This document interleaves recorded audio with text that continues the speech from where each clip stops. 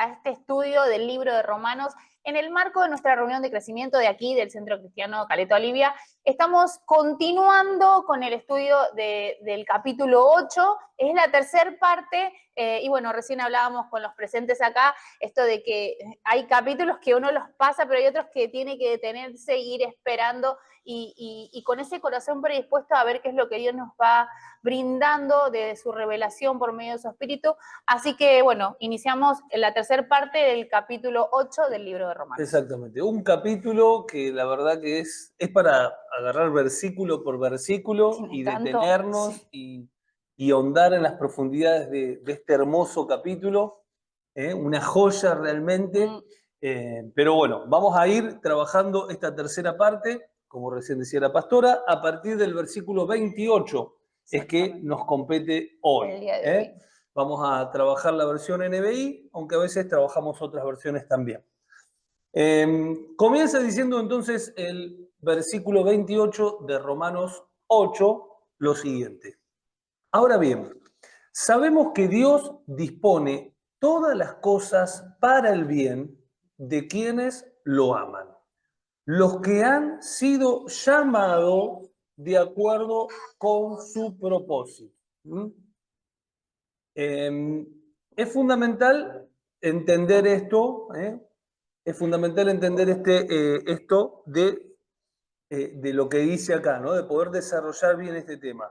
Dios dispone todas las cosas para el bien, y ahora donde viene el condicionante, para el bien de todos, no, para el bien de aquellos que lo aman y los que han sido llamados de acuerdo con su propósito, ¿no? Claro, y es tan lindo esto de entender cuando uno es hijo de Dios y cuando uno conoce, ¿no?, esta verdad y se revela en nuestro corazón, porque acá dice que Dios brinda o torna en beneficio una complicación o un contratiempo que nos sucede, pero no a cualquiera, ¿no? Es tan importante porque no es que algo le sale mal a alguien y vos le decís, bueno, tranquilo, a modo de amuleto, ¿no? Dios va a tornar todo para bien, ¿no? Como si fuera una frase que va a hacer la diferencia en esa circunstancia. La realidad es que acá dice que para quienes lo aman y han sido llamados de acuerdo a su propósito, es decir, para todos sus hijos, no solamente a los que saben de su existencia o que saben que hay un Dios, o sí, yo sé porque mi mamá iba, o mi papá una vez habló, no. Para todos los que le aman y han sido llamados con un propósito, a todos sus hijos, es a ellos que toda circunstancia dificultosa o complicada, Dios la torna para bien. ¿Para qué? Para un crecimiento en cada uno de nosotros. Entonces, es muy importante entender, ¿no? Y enfatizar en esto, el que ama a Dios. ¿Y quién ama a Dios? ¿No? ¿Vos amás a alguien que no conoces? ¿No? Pregunto, ¿alguno ama a alguien que no conoce o que no tiene ni idea o que una vez escuchó que existe y sí, yo lo amo? La realidad es que no, ¿no? Entonces es tan importante entender de que yo amo a aquel que gobierna mi vida, cuando lo empiezo a conocer, cuando empiezo a ahondar en sus profundidades y empiezo a crecer en él y ese Cristo está siendo formado en mi vida. Bueno, ahí entonces sucede esta realidad de que cuando me surgen situaciones complicadas, conflictivas, Dios las torna para bien y no es que eso va a hacer algo bueno, sino que hace algo bueno en mi vida, en mi interior, porque la vida de Cristo se empieza a formar por medio de esas circunstancias defectuosas, ¿no? Exactamente, por eso, ¿quiénes son los que lo aman? Bueno, los que han sido llamados al propósito del Padre y respondieron al propósito del Padre. Claro. ¿Y cuál es el propósito del Padre? Bueno, que seamos, el principal es que seamos como Cristo. Y lo dice el mismo versículo que sigue. Dice, porque a los que Dios conoció de antemano, versículo 29, porque a los que Dios conoció de antemano, es decir, por eso esto que decía el pastor, que no respondieron al llamado, ¿no? Claro, los que conocieron de antemano, a los que han sido llamados de acuerdo al propósito, según la presencia de Dios. Eso está en 1 de Pedro 1:2, porque ahí es donde ya empezamos a entrar en el tema de la predestinación, cómo que los conoció de antemano. Bueno, para mí la predestinación cierra completamente cuando agarramos 1 de Pedro 1:2 y entendemos que Dios en su presciencia, es decir, conoce de antemano porque Dios no vive en una cronología, vive en lo atemporal, en el kairos, en la eternidad. Entonces, desde ahí Dios conoce todo. Dios estableció un tiempo para que en ese tiempo pueda formar una familia, para que en ese tiempo pueda resolver el tema del pecado, para que en ese tiempo podamos nosotros ser incluidos en el Hijo. Pero nunca necesitó un tiempo Dios, porque Dios no vive en el tiempo, ¿no? Por eso vemos muchas veces esta palabra de conocer desde antemano, ¿no? Ahora, los que Dios conoció de antemano, también los predestinó a ser transformados según la imagen de su Hijo, para que Él, para que Cristo, sea el primogénito entre muchos hermanos. Para que Cristo sea el primogénito entre muchos hermanos. Es decir, que Dios dispone todas las cosas para el bien de aquellos que aman a Dios, aquellos que han sido llamados a ser transformados a la imagen de Cristo, quien es el primero de muchos hermanos más que somos todos nosotros. Porque Cristo es nuestro Señor, pero es también nuestro hermano, somos coherederos con Él.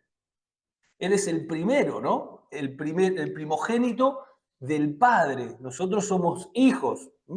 Ahora, me gustaría que desarrollemos ahora un poquito esto conforme al propósito del Padre, porque si hay algo que le da sentido a toda la palabra de Dios, desde el Génesis al Apocalipsis, es que hay un propósito eterno del Padre que va más allá de nuestros propios planes, que va más allá de nuestros intereses, que va más allá de las distintas dispensaciones.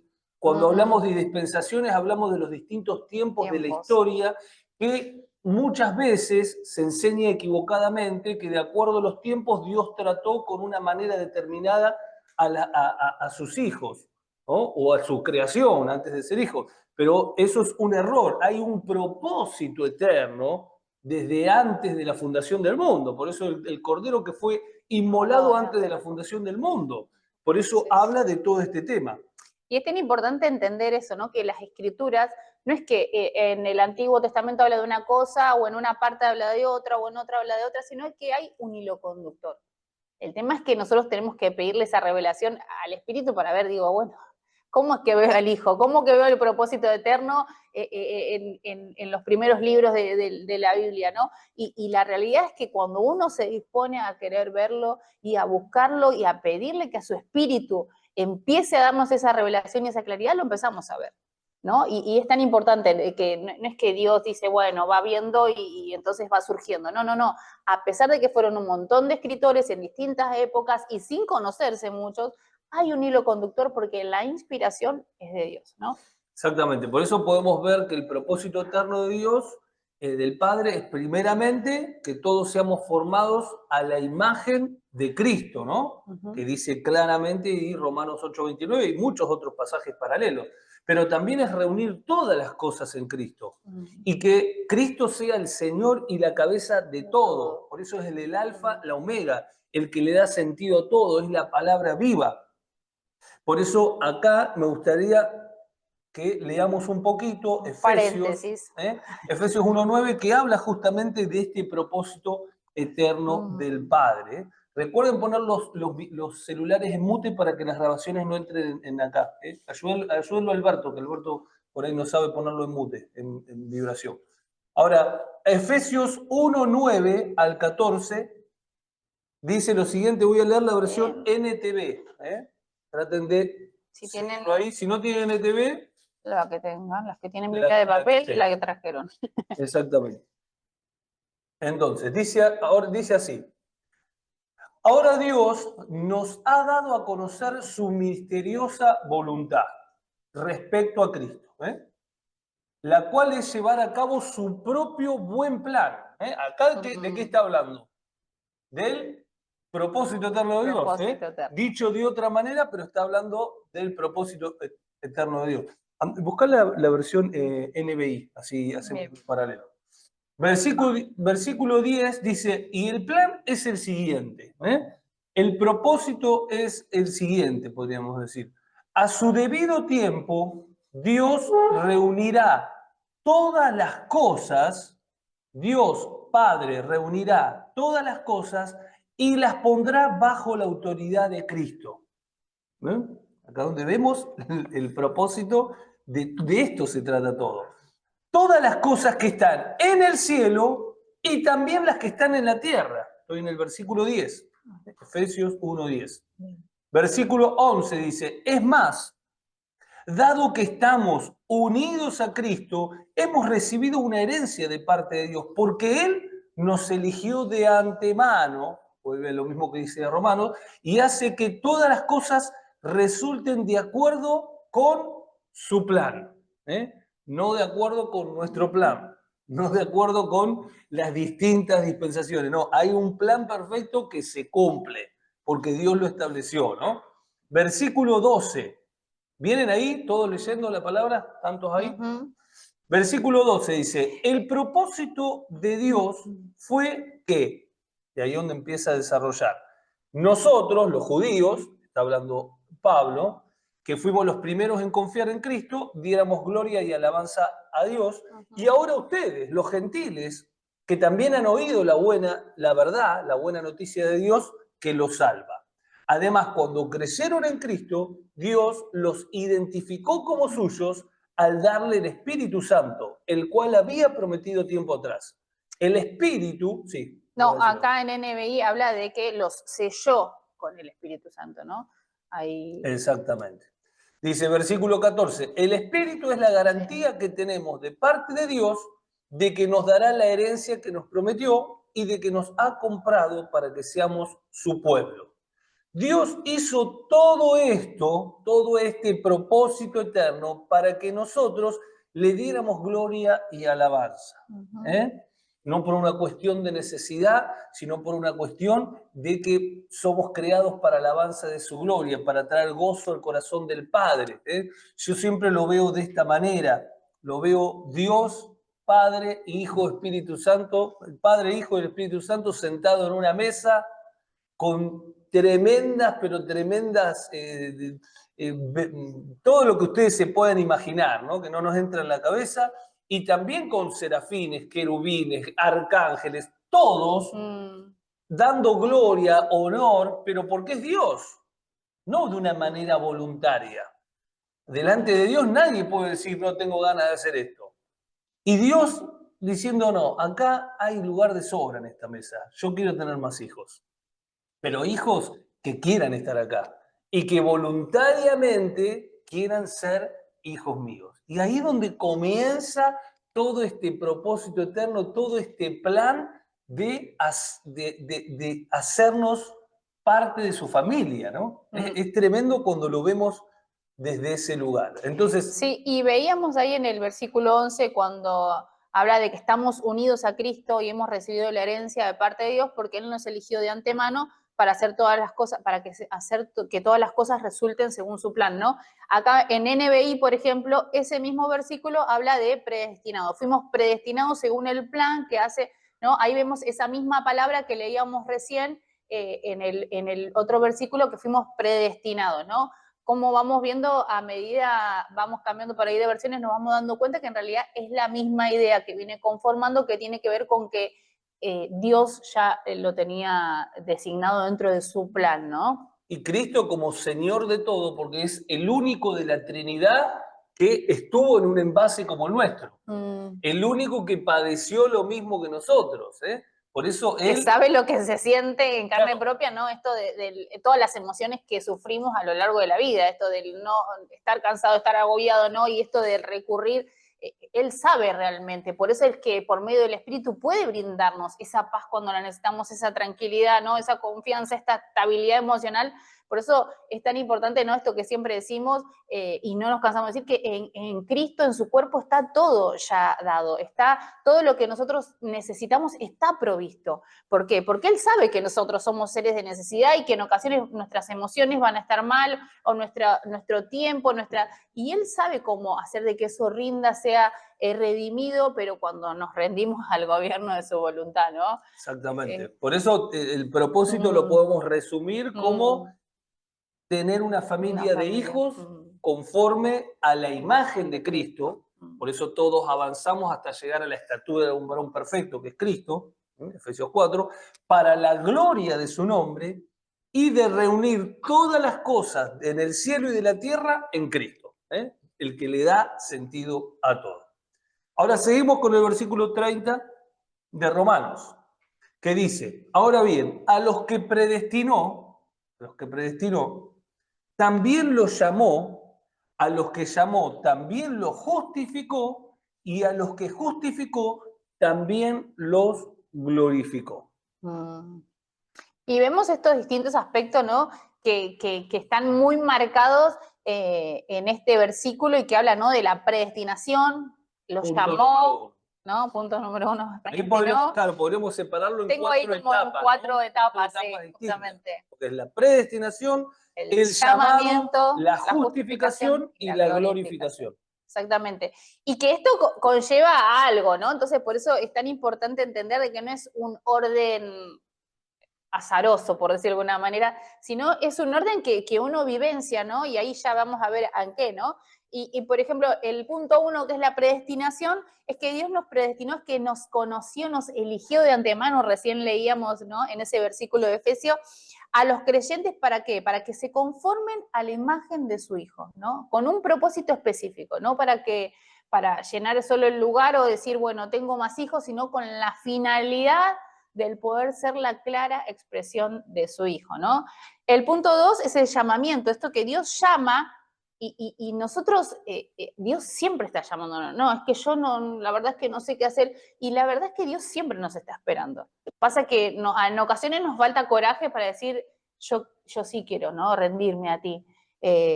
La justificación, que es esto de que cuando por medio de la fe recibimos esa gracia del ser justificados delante de Dios. Y digo esta gracia porque la realidad es que nacimos con esa naturaleza pecaminosa, ¿no? Como la llama el apóstol Pablo, muy claramente, que uno ya como que ese pecado original es la que llamamos naturaleza pecaminosa, como lo cita siempre Pablo, el apóstol Pablo en las Escrituras, ¿no? Y es que no somos capaces de poder recibir esa justicia divina, pero gracias a esa cruz, gracias a ese Cristo que habita en nosotros, es que somos justificados, ¿no? Y en ese proceso de la justificación es que vamos creciendo en el conocimiento de su vida, porque Él va siendo formado en cada uno de nosotros, ¿no? Y esa glorificación que tiene que ver con esa justificación que recibimos por medio de Cristo, como recién decía, ¿no? La vida de Cristo viene a habitar a nosotros, somos justificados, tenemos, ¿no?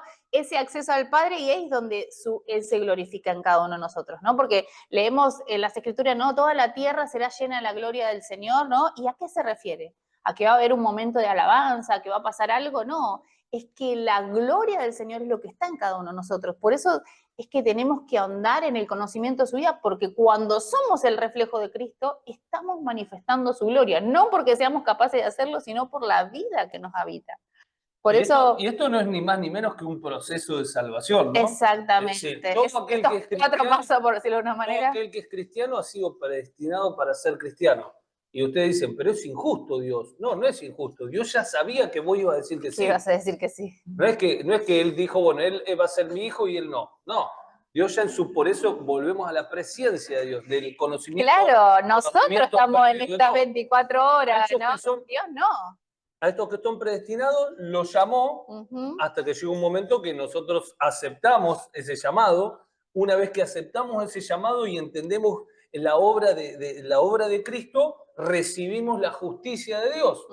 Esa es la justicia que nos permite vivir, como dice el primer versículo de Romanos 8. Ninguna condenación hay para los que están en Cristo Jesús.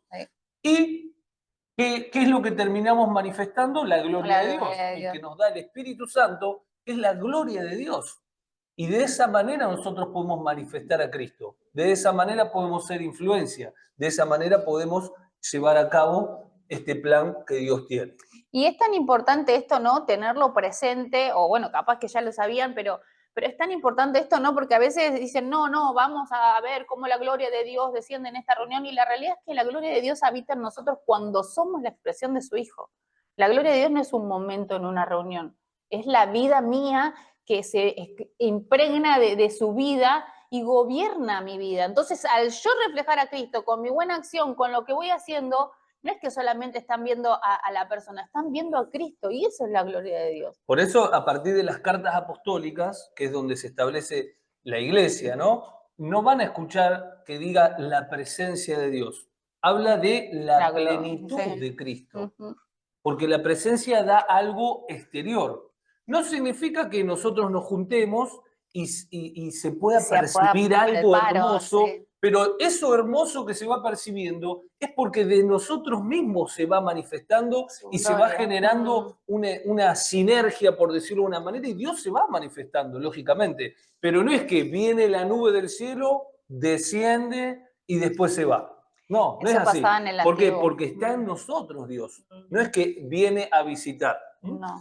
Y esto lo vemos, a ver, que es parte del diseño siempre. Por eso el tabernáculo de Dios es Dios se tabernaculizó.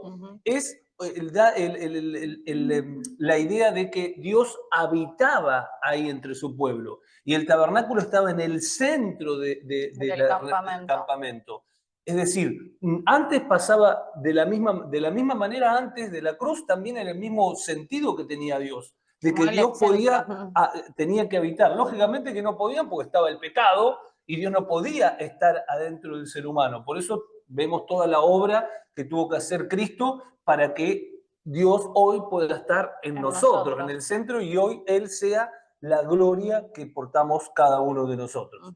Pero esto es fundamental poder comprenderlo, porque si no seguimos esperando algo desde afuera. Que venga la gloria, que la gloria se manifieste y está en nosotros. Y es la plenitud que está en nosotros que se tiene que ir manifestando desde nosotros. Sí. ¿No? Lógicamente que Dios puede hacer obras sobrenaturales como quiera, puede mandar ángeles hay por todos lados.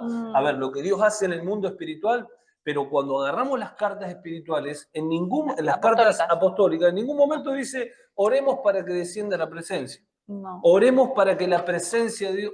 No, no habla de eso. Habla de la plenitud del Hijo y la plenitud que tenemos cada uno de nosotros. Exacto. Esto nos cambia el paradigma y nos hace ver a Dios desde otro lugar. Y nos cambia la mirada, porque son rotos esos velos que antes no me dejaban ver con claridad de qué se trataba esto, y esto lo que me hace es justamente el crecimiento, porque el crecimiento se basa en la verdad, no se basa en el engaño. A ver, si yo... Claro.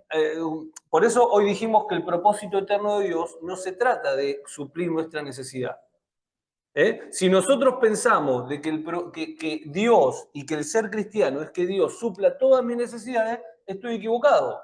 No es así. Claro. A ver, no es la vida cristiana. Que se ha predicado eso, sí, se ha predicado, pero por eso se ha generado tantas crisis. ¿Por qué? Porque hay cuestiones que Dios no te las resuelve. ¿Y por qué no te las resuelve? Y no lo sé, pero hay cosas que Dios no te las resuelve porque Dios no está comprometido con resolver todos tus problemas. Dios lo que está comprometido es que tu vida sea una vida como Cristo, en plenitud, en crecimiento, en poder, en la expresión del Hijo, y que seas efectivo en tu parte en el propósito de Dios. Claro. Pero eso no significa que todos tus problemas sean resueltos. ¿Qué pasa? Cuando estamos en Cristo, Él nos resuelve miles de problemas. Sí. Pero porque todo lo vivenciamos, que hay un montón de cosas que se resuelven, que se ordenan, porque es la misma naturaleza de Dios que te va ordenando todo y que vas entrando en una plenitud y en un gozo inefable. Pero ese no es, podríamos decir, la oferta de Dios. La finalidad de Dios no es esto. Escúchame, yo tengo un propósito, yo tengo este plan. Vení, unite a este plan. No es vení que te voy a dar. Y este enfoque distinto es el que ha transgiversado y ha generado tantas crisis. La gente se termina alejando de Dios y porque Dios no me dio lo que... Dios nunca te prometió. Que me dijeron que Dios me iba a dar esto, me iba a dar lo otro. No te lo prometió Dios. A ver, nosotros necesitamos de Dios porque si no estamos perdidos. Porque nosotros no tenemos propósitos individuales. Nosotros tenemos planes que hoy tenés un plan, mañana tenés otro plan. Y así vivimos con una vida sin sentido. Cuando vos te insertás en el propósito de Dios, ahí entendés tu función en el propósito. Y eso te cambia la vida porque te das cuenta de que no estás cumpliendo años y te estás acercando a la muerte sin saber hacia dónde vas. No, estoy siendo introducido a algo eterno, que es mucho más grande de lo que yo puedo pensar o ver. Eso es tremendo cuando Dios te lo revela y lo Sí. puedes ver. Ahora continuamos, versículo 31 dice, ahora, ¿qué diremos frente a esto? Y esta es la posición del Hijo. Esto me encanta y acá quiero desarrollar un poquito. Dice, ahora, ¿qué diremos frente a todo esto? Si Dios está de nuestra parte, ¿quién puede estar en nuestra contra? ¿Quién puede estar contra nosotros? Y esto acá vemos como una pregunta retórica, ¿no? Es decir, ya que si Dios es el que está defendiéndonos, ¿quién puede hacernos daño? Si Dios es el que está justificándonos, ¿quién nos puede condenar? ¿No? Y la realidad es que si hay alguien que nos puede perjudicar, somos nosotros mismos. Y En volvemos ocasiones a solemos ser porque nosotros. todo lo exterior, cuando vos estás en Cristo, todo lo exterior no te puede hacer absolutamente nada, salvo que vos permitas, salvo que vos abras puertas, salvo que vos seas tu propio enemigo. Pero dejemos de ver al diablo como que el que te va a hacer. El diablo ya fue destituido, ya automáticamente no tiene autoridad sobre los hijos. Y eso es propio de nuestra humanidad caída, ¿no? De esa naturaleza, ¿no? Pecaminosa, porque si vamos al origen, ¿qué pasó? Dijo Dios. Y Adán, la mujer que mete, y la mujer, no, la serpiente. Siempre tratar de desligarme del problema y culpar a otro. Es más fácil para mi mente decir, no, fue el enemigo, que decir, no, a ver, ¿qué hice yo? ¿Será mi decisión? ¿Será que Cristo está siendo formado en mí en esta circunstancia? No, es más fácil decir, no, el enemigo me tendió una trampa, ¿no? A decir, no, por ahí es tan importante, ¿no? Y recién iniciamos con este versículo que Dios todo lo torna para bien, ¿no? Aquellos que le aman. A veces Dios permite circunstancias difíciles, pero para que Cristo sea formado en nosotros. En ocasiones yo paso circunstancias difíciles porque no tomé una buena decisión, porque ni siquiera en mi pensamiento dije, Dios, ¿será que tengo que ir por ahí? Ni siquiera en el pensamiento, ni siquiera me acordé de que estaba Dios gobernando mi vida. Tomé la decisión, me pareció una buena oportunidad, ¿no? Entonces es tan importante. Ahora el enemigo siempre va a tratar de que nosotros creamos y que le tengamos miedo. ¿Por qué? Porque si vos le tenés miedo, la fe obra a la inversa. ¿No? Vos tenés miedo y el perro te termina mordiendo. Bueno, en esto pasa lo mismo. Claro. Por eso está tanta mentira en el mundo cristiano, engaño, donde le tenés que tener, no, guarda. No, ¿qué guarda? Guarda, Cristo está en mi vida. Él tiene que tener miedo. Por eso dice que las puertas del Hades no prevalecen contra la iglesia de Cristo. Las puertas del Hades, es decir, imaginemos el infierno con puertas, esas puertas no pueden sostenerse ante una iglesia que avanza. No es que yo estoy acá y cerrado para que el diablo no entre. No, él tiene que estar encerrado. Él está encerrado porque no aguanta la presencia el cambio de esto nos cambia absolutamente todo. Sí. Nos cambia y nos posiciona en un lugar que les puedo asegurar que cuando vemos esto, y yo he tenido tantas experiencias, hasta me han disparado varias veces con un arma de fuego y bueno, estoy acá. Entonces, pero la realidad es que cuando estamos parados en Cristo, somos inmortales, somos invencibles si Cristo está en nosotros. Por eso acá dice, ¿qué diremos frente a esto? Si Dios está en nuestra parte, ¿quién puede estar en contra nuestra? Ahora, la realidad es que si nosotros abrimos puertas, lógicamente que sí. Si nosotros no identificamos el enemigo que está en nosotros, lógicamente que sí. Por eso hay un ejemplo, que quiero poner algunos ejemplos del pueblo de Israel. El pueblo de Israel, que otra dispensación, es decir, otro tiempo, no tenían a Dios en su corazón, pero aún así el pueblo de Israel, ¿cuándo perdían las batallas? ¿Cuando los enemigos eran más? ¿Cuando los enemigos eran más poderosos? No, perdían la batalla cuando se mandaban alguna. Y puse algunos ejemplos. Por ejemplo, la derrota en Jai, lo tienen en Josué 7.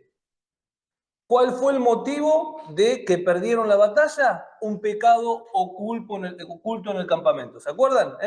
El manto babilónico, el lingote de oro y los 200 ciclos de plata.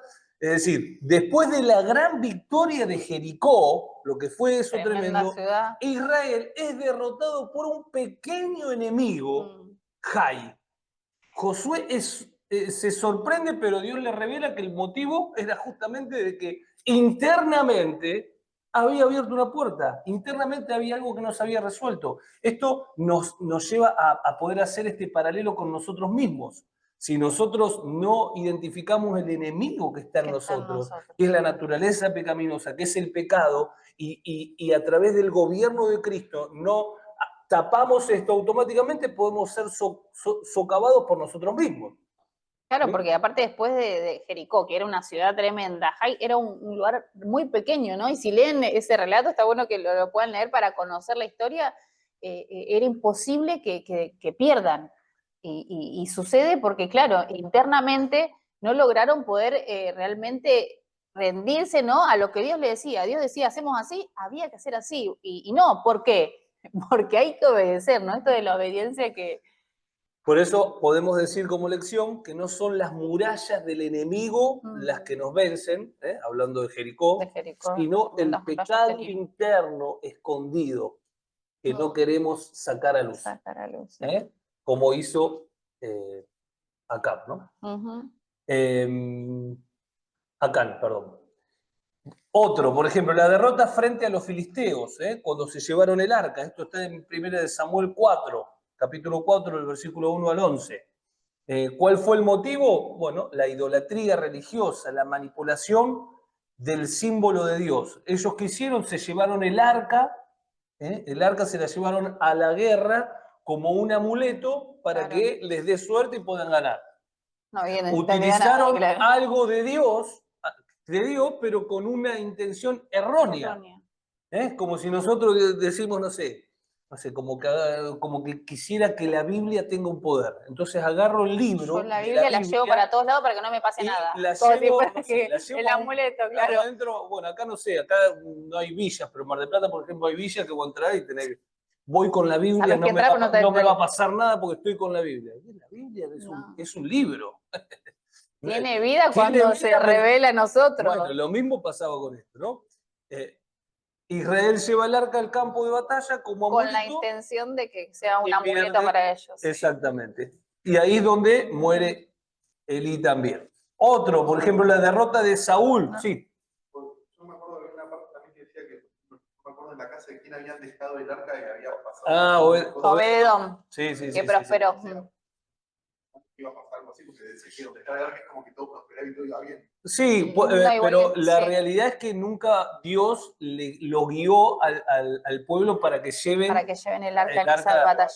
Exactamente. Ellos tomaron la decisión independientemente de Dios, hicieron algo y después terminó siendo robada por los filisteos. Y por eso terminó. Y después, bueno, Dagón, ahí donde está la historia, que Dagón termina con la cabeza cortada. Porque, a ver, el arca no era que era un pedazo de madera. Era un mueble, pero simbolizaba. Simbolizaba a Dios, tenía el lugar santísimo, es decir, el lugar donde estaba prosperaba, pero también daba muerte. ¿Por qué? Porque ¿se acuerdan cuando tocaron el arca? ¿Cómo se llamaba el tipo que tocó el arca y terminó muerto? Porque no se trata de un símbolo o un poder, se trata de el ser guiado por Dios y hacerlo a la manera de Dios, no a la manera del hombre. Y eso había olvidado usa. Por eso, sí, ¿de dónde eres? Ahora, otro, por ejemplo, la derrota de Saúl ante los filisteos, 1 Samuel 28, no, 1 Samuel 31, perdón. 1 Samuel 31, ¿cuál fue el motivo de esta derrota? Bueno, la desobediencia, el orgullo y el consultar a los muertos. ¿Se acuerdan que Saúl había perdido su guía espiritual, Samuel, y va y consulta a una medium para saber qué es lo que tenía que hacer? Es decir, perdió la dirección de Dios. Claro. La lección de acá podríamos decir que la dirección espiritual no se improvisa. Si Dios no habla, hay que rendirnos, hay que arrepentirnos, hay que esperar, que es lo que nos cuesta a todos, y recordar lo último que Dios me dijo. Porque si estoy estancado en algo y no sé para dónde ir, es porque por ahí Dios me dio una palabra y yo no la obedecí. Bueno, Dios te está esperando. Acordate lo último que te dijo. Y esto es fundamental. Ahora, cuando estamos desesperados, tomamos cualquier atajo. Y ahí lo vemos a Saúl. No, necesito saber qué hago. Fue y consultó con alguien que no tenía que consultar y terminó. ¿Y cuántas veces nos puede pasar esto, no? Consultar con personas que no tenemos que consultar. Ujú. Prestar nuestros oídos en personas que tal vez me van a decir algo. Que sí quiero escuchar, pero Quiero no es lo escuchar, que Dios pero quiere. no es lo que... O mismo, a ver, a nosotros nos pasa. Y que por ahí hay personas que no vienen a consultar determinadas cosas. Y porque saben lo que le vamos a decir. ¿Se entiende? Entonces nos van esquivando y nosotros estamos... Porque es así la realidad, ¿no? Pero lógicamente que esto termina en consecuencias. Exactamente. Y el último... Ese en 1 Samuel entonces 28 es cuando consulta a la medium y en el 31 cuando el resultado final de cómo Exactamente. sucedió. Y el último, para la derrota ante los arameos en el tiempo de Acab, ¿no? En Primera de Reyes 22-29. Hay muchísimos relatos, muchísimos, agarré los más conocidos, ¿no? ¿Cuál fue el motivo? Rechazar la palabra profética. Acab ignora la advertencia del profeta Micaías y va a la guerra por su cuenta. ¿Y qué pasó? Murió en batalla. Y acá podemos ver como lección que cuando se rechaza la voz profética, la voz de dirección, automáticamente se pierde la protección, porque Dios respalda a lo que Él envía, Su querer, claro. su propósito, no nuestros planes. A veces decís, uy, pero mirá lo que me pasó hoy, pero si Dios no te mandó, entonces te mandaste solo. Y acá vemos este ejemplo, ¿no? Por eso Segunda de Pedro dice, también tenemos la palabra profética más segura, a la cual hacéis bien en estar atentos como una antorcha que alumbra en un lugar oscuro hasta que el día esclarezca y el lucero de la mañana salga en vuestros corazones. Acá habla justamente de la importancia de hacer caso a la voz profética, que muchas veces puede ser a través de una palabra, a través de un sermón, a través de una canción, a través de muchísimas maneras que Dios puede hablar. Pero me gustó este versículo de 2 de Pedro 1:19 porque dice, hacés bien en escuchar, pero esa voz profética tiene un hasta qué, hasta que el día esclarezca y el lucero de la mañana salga en vuestros corazones. Es decir, hoy en día tenemos la voz profética superior a todas. ¿Dónde? En nuestro corazón. Es el Espíritu Santo que está en nosotros, que Él es el que nos tiene que guiar a todo. A veces nos guiamos y Dios nos guía a través de una multiforme forma, pero la voz más fuerte siempre tiene que estar en nuestro corazón cuando nosotros logramos tener una madurez. Por eso dice Primera de Juan, ustedes tienen la unción del Santo, no necesitan que nadie les enseñe. Es decir, la confirmación de todo la tenemos en nuestro corazón. Lo que recién leyó el pastor es 2 de Pedro 1:19, ¿sí? Por si están anotando, era 2 de Pedro 1:19. Versículo 32 de Romanos. Volvemos a Romanos. Dice, el que no escatimó ni a su propio Hijo, es decir, Dios Padre, que no escatimó ni a su propio Hijo, sino que lo entregó por todos nosotros, ¿cómo no habrá de darnos generosamente, junto con Él, junto con su Hijo, todas las cosas? Y qué bárbaro, ¿no? Porque este versículo habla claramente de esos aspectos que siempre tratamos de poner énfasis para que podamos ver lo que es el amor y la generosidad, ¿no? El amor y la generosidad de Dios expresada, ¿no? En esto, ¿no? Que Dios no escatimó ni a su propio Hijo, sino que lo entregó por todos nosotros, ¿no? Esa demostración de amor en entregar a su Hijo, ¿no? Esa demostración de amor en que la humanidad sea salva, en que la humanidad no sea solo la humanidad, sino que sean sus hijos, ¿no? Y ese acto de generosidad en el momento de brindar a su hijo, de entregarlo, ¿no? Esto de entregarlo me da esto de que yo dejo esto acá, ¿no? Es de mi propiedad, pero yo lo dejo. ¿Con qué? ¿Con qué finalidad? Con la finalidad de que toda la humanidad pueda conocerlo a él, ¿no? Porque es tan importante entender de que la cruz no fue solo un evento que marcó, ¿no? Siempre le digo lo mismo, pero se nos tiene que revelar, no es solo el evento del momento de que, bueno, hoy estamos en el 2025 gracias a ese hecho histórico. No fue simplemente un hecho histórico, sino que fue la salvación de cada uno de nosotros, ¿no? Entonces, acá dice, nos dio ese mayor regalo que es su Hijo, ¿no? Y cómo no nos dará también las cosas que necesitamos. Y estas cosas que necesitamos que nos habla, van en la misma línea de lo que venimos hablando y que es, ¿qué? Su propósito, ¿no? Todas las cosas que Él nos dará, no es que, bueno, me va a dar, no sé, un teléfono nuevo, un auto, un esto, un lo Claro, otro. todas las Nosotros cosas siempre que pensamos colaboran con el propósito.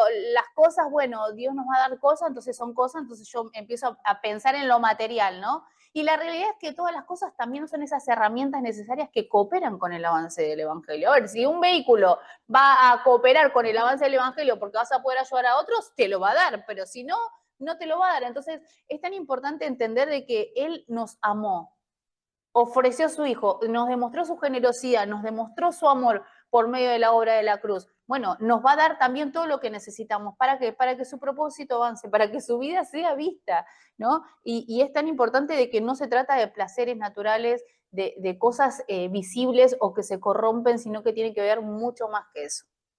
Que nos la va a dar también, sí, ¿no? Como hablábamos hoy, pero no, su foco no está en eso, su foco está en que su propósito siga adelante, ¿no? Y cuando nosotros nos proponemos que todo lo que yo tenga coopere con el avance del Evangelio, que todo lo que yo haga coopere con su propósito, Dios empieza a redimir nuestro tiempo, empieza a redimir nuestro dinero, decir, no sé cómo sucedió, pero pude hacer esto, pude hacer lo otro, pude colaborar, y tiene que ver con esto de que vos estás dispuesto a que el Evangelio siga corriendo, ¿no?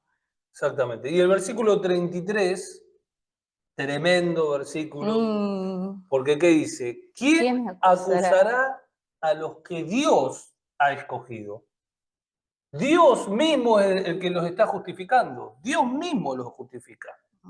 Y acá me gustaría que imaginemos algo, ¿no? Un escenario. Volemos un poquito, entremos en una película, imaginemos una corte donde me están acusando. Yo soy el acusado. El juez, ¿quién es? Dios Padre. Dios Padre, el juez justo, el soberano que preside el juicio. Pero aquí ya ocurre algo sorprendente, que el mismo juez es también el que nos justifica. Ahora, Pablo pregunta con ironía, ¿quién acusará a los escogidos de Dios? ¿Quién es el que justifica? Es como decir, ¿quién puede condenarte si el único con autoridad para hacerlo ya te declaró justo en Cristo? Por medio de Cristo. Ahora, volviendo a este juicio, tenemos a Dios Padre como el juez, nosotros al acusado, el fiscal o acusador, vamos a ponerlo al diablo como para que trabaje un poco, aunque ya no es el acusador de los hermanos, No. Eso sáquenselos de la cabeza. Apocalipsis 12:10 dice que el acusador fue lanzado fuera de los hermanos. Antes de la cruz sí acusaba, después de la cruz ya no tiene autoridad para acusar. Antes de la cruz vemos a Job que iba, no, después de la cruz ya no tiene acceso. Por eso fue lanzado fuera cuando leemos y estudiamos Apocalipsis, porque Apocalipsis no es todo lo que iba a pasar. Hay mucho de Apocalipsis que ya pasó. Hay mucho que ya pasó y hay cosas que tienen que pasar, pero no es que todo va a pasar en el futuro. Ahora, el rol de este acusador es presentar y exponer cargos en nuestra contra. Pero su acusación pierde fuerza. ¿Por qué? Porque, como recién dijimos ahí, también entra en juego un abogado. ¿Quién es el abogado?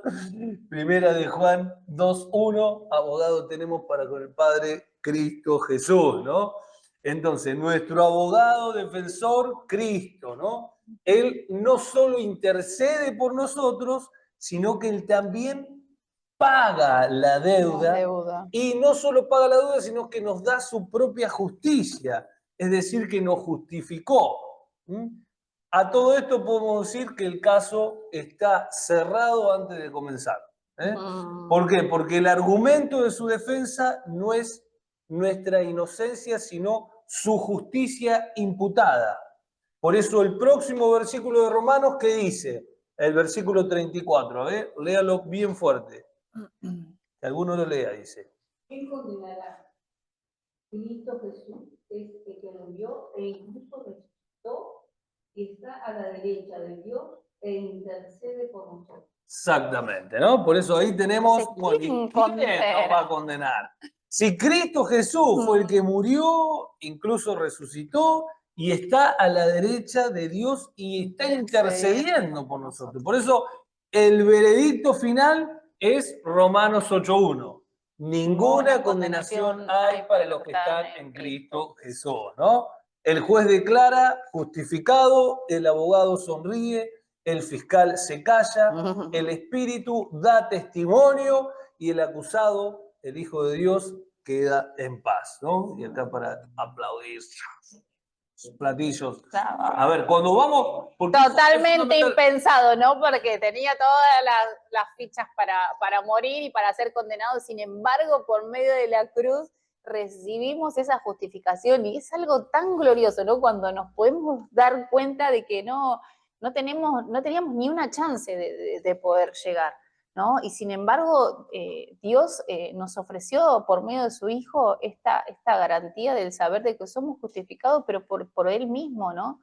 Por eso es tan importante sacarnos de nosotros toda esa meritocracia.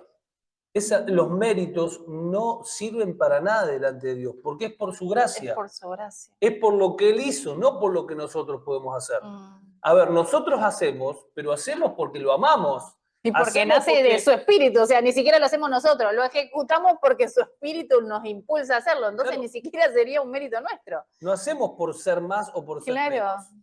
Y eso es lo que tantos años nos ha metido la religiosidad encima, ¿no? De que es a través de nuestro esfuerzo, no es a través de lo que nosotros hacemos, a través de que se nos revele lo que Dios hizo, nosotros recibirlo, aceptarlo en fe y caminar en esa realidad cada día.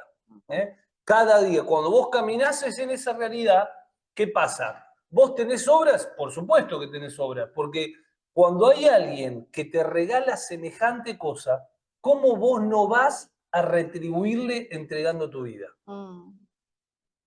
Por eso dice, ¿cómo no vamos? Ahí no me acuerdo qué versículo, que dice, Él murió, pero para que nosotros podamos entregarnos completamente a Él, porque cuando vos entendés lo que Dios hizo por nosotros, vos vivís para Él.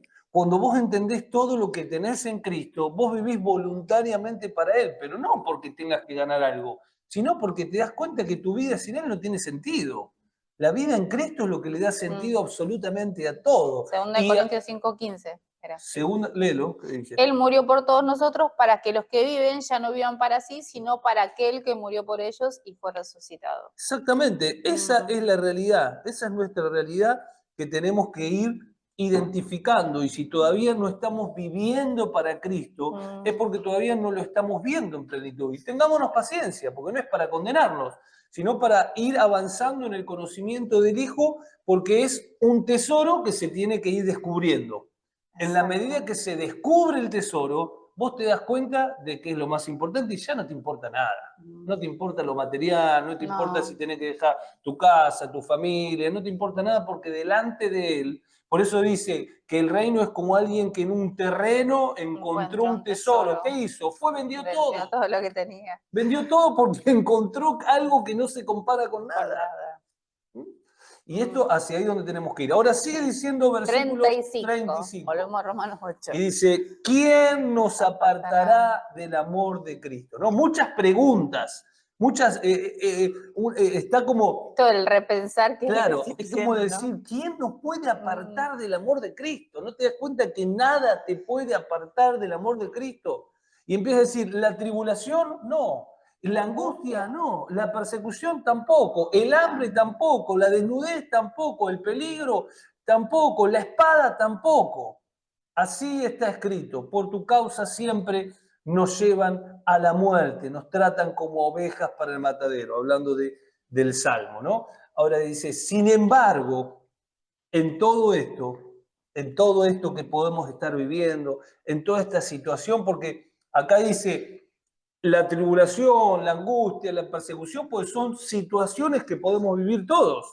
Claro, y fíjense que son situaciones... Pero espera, no dice, ¿quién te apartará del amor de Dios si nunca te va a llegar la tribulación? No dice eso. No. ¿Quién te va a apartar del amor de Dios si nunca te vas a entrar en angustia? No, dice que aún en la tribulación, el amor de Cristo va a estar presente. Aún en la angustia, el amor de Cristo va a estar presente. En la persecución, el amor. En el hambre, el amor. En la desnudez, el amor. El amor de Cristo es el que nos sostiene, no las cosas que vemos. Y qué bárbaro porque Dice tribulación, angustia, persecución, hambre, desnudez, peligro o espada. Son todas situaciones diferentes, son emocionales, son circunstanciales, son del peligro de nuestra vida, son circunstancias, hambre, uno siente hambre cuando carece de la provisión. O sea, no importa cuál sea la circunstancia que nos dice, no importa si es qué sea lo que te está faltando, ¿no? Esta importancia de entender de que todo está provisto en Él porque su amor lo completa todo, porque si te falta algo, Él lo provee,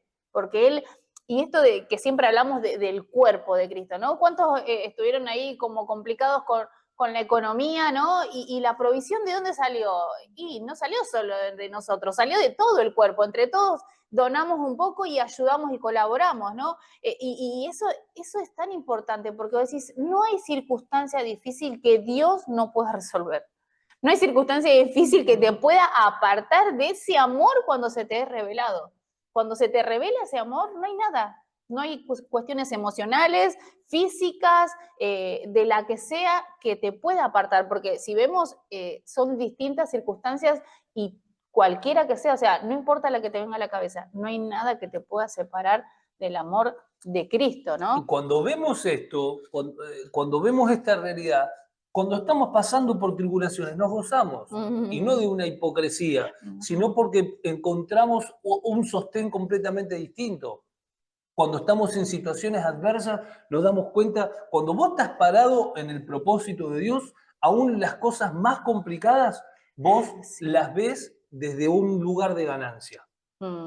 Por eso vemos en Hechos 5:40, dice que cuando los apóstoles fueron lastimados y azotados por hablar de Cristo, dice que ellos salieron de ese concilio gozosos de haber sido tenidos por dignos de padecer afrenta por causa del nombre de Cristo. Es decir, cuando nosotros entendemos todas estas situaciones, esto es lo que nos fortalece a nosotros. A nosotros no nos fortalece ver algo que no existe, nos fortalece la verdad, como les decía hoy. Nos fortalece la verdad del cristianismo, que nos ayuda a poder entender de que aún en estas situaciones hay algo que sí hay una promesa, y que es el amor de Cristo nunca nos va a separar. Que el amor de Cristo va a estar, que en ese momento Él va a estar para abrazarnos, para levantarnos, para consolarnos, para fortalecernos. Y ahí donde vamos a comprender de que esas situaciones van a pasar también. Porque todo pasa. ¿Qué hay? Una enfermedad va a pasar. ¿Cuál es la situación que podemos estar viviendo? Todo va a pasar en la vida. Todo, absolutamente todo va a pasar. Pero todo lo que ganamos en la eternidad, eso es lo que permanece para siempre. Ahora dice, versículo 37, sin embargo, en todo esto que estamos viviendo, somos más que vencedores. Por medio de aquel que nos amó. Porque estoy convencido que ni la muerte, ni la vida, ni los ángeles, ni los demonios, ni lo presente, ni lo porvenir, ni los poderes, ni lo alto, ni lo profundo, ni cosa alguna en toda la creación podrá apartarnos del amor que Dios nos ha manifestado en Cristo Jesús, nuestro Señor. Qué ganancia que tenemos cuando se nos revela esta realidad, ¿no? Esta verdad que nos fortalece, que nos ayuda a entender de que nunca estamos solos, que no importa las situaciones y las circunstancias, que es su amor el que nos da fuerza para poder continuar, el que nos da otra perspectiva a la vida y nos ayuda a ver la ganancia que tenemos de tenerlo a Él. Hasta acá entonces, Romanos capítulo 8.